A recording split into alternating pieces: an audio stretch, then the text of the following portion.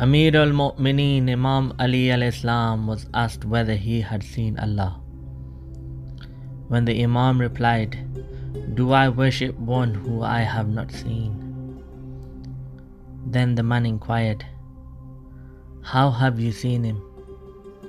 Then Ameer al-Momineen alayhi salam replied, "Eyes cannot see him face to face, but hearts perceive him through the realities of belief.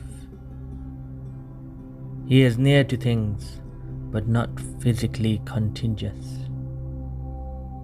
He is far from them, but not physically separate. He is a speaker, but not with reflection. He intends, but not with preparation. He molds, but not with assistance of limbs.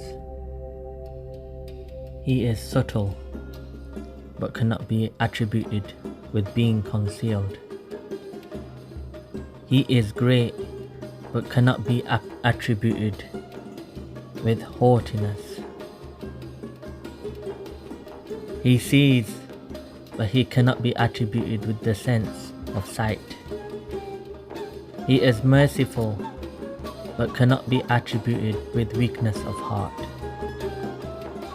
Faces feel low before his greatness, and hearts tremble out of fear of him.